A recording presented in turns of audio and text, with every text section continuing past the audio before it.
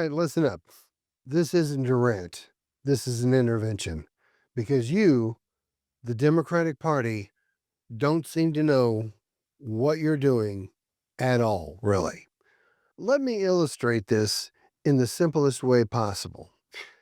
If your candidate is Mother Teresa and theirs is Charles Manson, you need to be able to communicate those two things effectively. But it's almost as if you don't know how words work, how language functions. And I feel like I need to teach ESL to the DNC. You see, you're not losing because your values are bad. You're losing because your messaging is. Democrats don't speak human, they speak policy.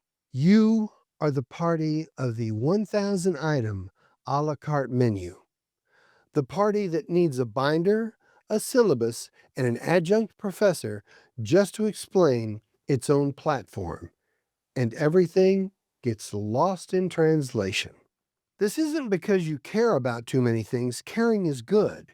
It's because you cannot run a movement on a 1,000 item menu that nobody can possibly remember. Republican strategy fits on a bumper sticker. Democrats write encyclopedias. Republicans speak in billboards, while Democrats, on the other hand, speak in voluminous bound reference sets with footnotes. The Democrats' messaging is, here's our 1,000 item menu of everything everyone has ever asked for. Please alphabetize. And the GOP's messaging, God, guns, and gays. People are not tuning you out because you're wrong, they're tuning you out because you're impossible to follow. The Dems get bogged down in, what about my little thing? What about my little thing? What about my little thing? The GOP speaks plainly on identity politics. Narratives win, flowcharts don't. Somewhere after the civil rights movement, the Democratic Party became the party of institutions instead of the party of instincts. You sound like NPR with a migraine. You talk to voters like you're teaching a graduate seminar, and the eyes glaze over. And sure enough, voters say the same things over and over and over and over and over again. I don't know what Democrats stand for anymore. They talk about everything and nothing all at once. Death by 1,000 paper cuts, the bappity bap of policy. Meanwhile, the GOP is running monster truck commercials. Plain speech and identity politics. Simple story, clear villain, clear hero. And let's talk about how you forgot the flyover states. This is where resentment metastasized. For over 40 years, the Democrats stopped showing up. You ceded hometown radio, local news, county fairs, school boards, small town union halls, sheriff's races, railcar diners, church basements, and VFW halls. Nature abhors vacuum, and politics abhors a vacuum. The GOP walked in, planted a huge, loud, God bless America flag. And yes, they did it with monster truck voiceover. What did Farmtown America say? Democrats don't come here anymore. They think we're stupid. They don't listen. You became the party of metrosexual urban areas and institutions. They became the party of identity and presence. How did the party of the people lose the people? Because the people think you forgot about them. I'd think you forgot about me too if I only saw you show up for photo ops where you took off your jacket to roll up the sleeves on your schmancy blue collar button down dress shirt to pick up a clean new shovel and turn over a single shovelful of pre softened earth. Now we come to the magicians and the strings. Let's talk about the illusion. You let them trick you into believing the arguments were Hollywood versus the Heartland Wall Street versus Main Street, blue versus red, and us versus them. All good arguments, but that was simply the distraction, the sleight of hand. The illusionist wants you staring at the spotlight while he steals your watch. The real illusion?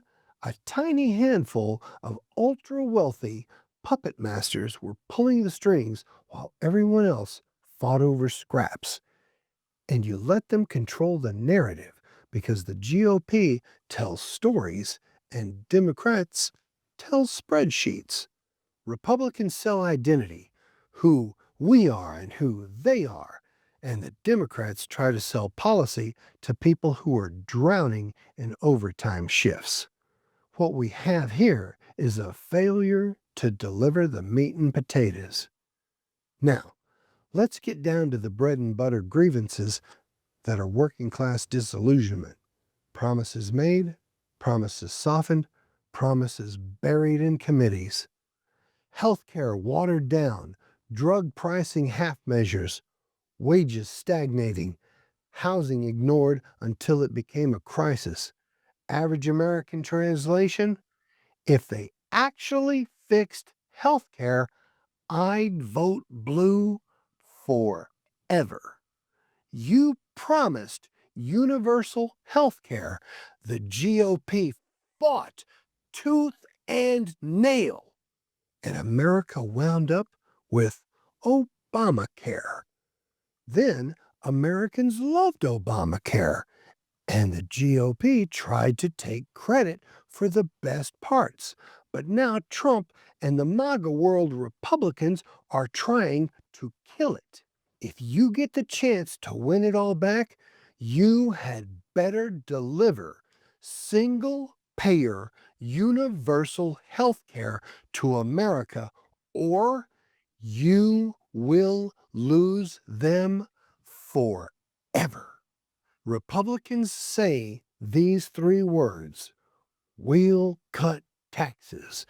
And no matter how many times the average Joe dyed in the wool, fundamentalist right wing Republican conservative voter doesn't get the tax cuts they believe they were getting because of promises made and promises broken, like a die-hard Journey fan, they don't stop believing. Democrats, on the other hand, break out a 48-minute PowerPoint on actuarial risk curves complete with assessment tables. Like the Grand Canyon, it is a truly impressive sight to behold, and it is messaging suicide. Now, let me welcome you to the consultant industrial complex. This is where we talk about the quiet rot inside the DNC. Too many consultants, too many pollsters, too many strategists who haven't talked to a working class voter in 30 years. Too much triangulation, too much fear of offending donors, and running a 1990s playbook in a 2030 world. This is how you get watered down health care, timid economic reform, half-baked antitrust actions, and a primary process where the voters say Bernie and the DNC says you'll get who we give you. We don't need to relitigate 2016 just to acknowledge the emotional damage. The people wanted Bernie, the DNC wanted Hillary, and we wound up with Donnie. You used to be the party of the people. Now, those in positions of making decisions that count, decisions of the people, by the people, for the people, have allowed their decisions to run counter to the good of the people. Their way of thinking is an archaic and outmoded way of thought, thinking of the old guard. They gots to go. Now, let's talk about how you let the GOP brand you for over 40 years. Here's the brutal truth. Most voters learn about Democrats from the GOP, which means from Fox News and the rest of the right-wing noise machine. Outrage ecosystems and the culture war rhetoric echo chamber, and online social media memes. All of these are weaponized narratives. You never controlled your image. You never defined your identity. You never branded yourself effectively, so Republicans did it for you. And would you like to know what the voters said? If you don't fight your opponent, you're not fighting for me. You may have to abide by decorum on the dais, but in the mainstream media and online, you can tell these mofos where to get off. Inside the wall of the Capitol building, you might have to mind your P's and Q's. Out on the street, you have to abide two things. That's jack and squat. Want to know how I know? Let's take a look at Gavin Newsom and see how he is going after Donald Trump. This is how you get it done. Gavin ain't coming off as some namby-pamby milquetoast. Nope, Gavin is looking like he's got cojones so huge he's got to have special shoes made with big cups on the top of them just to cart around his gigantic cojones of steel.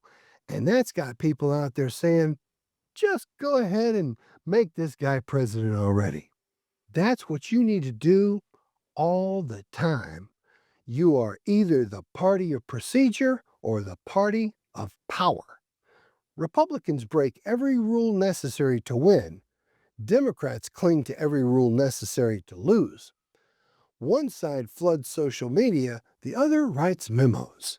One side names villains, and the other side worries about tone. Democrats take too long to respond, won't call a liar, and cling to civility while the other side lights the stage on fire.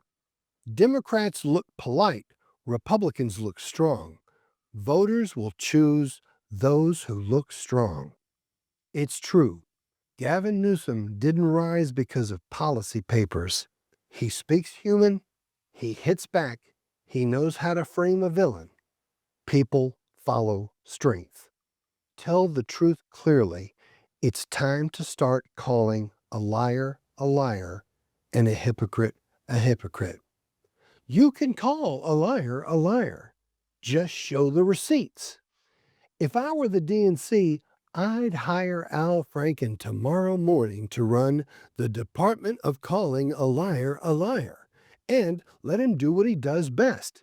Tell the truth with clarity, humor, and a comprehensive list of lies and the lying liars who tell them. Now, let's talk about your abject policy failure. You have the most popular policies in America and still won't lead with them. Universal background checks, single payer universal health care, reproductive freedom, higher minimum wage, paid family leave, antitrust action, taxing billionaires, child tax credits, affordable housing, climate policy that creates jobs, universal pre-K, and Social Security protections. These aren't radical, they aren't niche, and they aren't blue state luxuries. These are consensus American values, but you present them like policy memos instead of moral missions. People don't remember spreadsheets, they remember stories. Point to models that work. This is all you need to do. The happiest, healthiest nations on earth, Norway, Denmark, Sweden, Finland, run on a model of strong safety nets, mixed market capitalism, low income equality, universal health care, child care, high mobility, and social partnership with labor. The GOP screams socialism. Economists say it's social democracy, capitalism with safety rails. If it works, if it's moral, if it's good for families, why not learn from it? You could sell this easily, but you don't even try. You're too busy arguing over commas in a policy draft. Offer a message to the Christians who are listening. Speak directly to the quiet Christians, the ones with a conscience, not bullhorns. These are the very same Christians who stood shoulder to shoulder alongside you during the Civil Rights era and the Vietnam War. They had your back, Jack, and they still will if you let them. The quiet Christians know cruelty when they see it. They know that tearing families apart is wrong, and they know that the cruelty is the point. They know deportations have remained almost unchanged since Obama. They know that masked ICE agents shooting a minister in the head with a pepper ball who is offering an altar call inviting them to repent is wrong, and they are ready to stand with you again if you will only speak to them. This is not about red states and blue states. This is about the red, white, and blue states, and the purple and the black and the U states. Learn the language of the people you claim to fight for. Simplify your message. Tell the truth loudly. Speak to the forgotten flyover states and fight like you mean it. Because if you don't tell the story of what you stand for, someone else will tell it for you. And they already have. It's time to take the narrative back. Speak human, not policy. Tell a story, not a syllabus. Pick a villain. Name the bad guy. The GOP already did. Saying, here's the bad guy is not impolite, it's leadership. And remember, it's not America versus America. It's America versus a handful of people at the top pulling the strings. You can fix this, but only if you fight like you remember who you are fighting for. Know that I love you and that I'm always with you.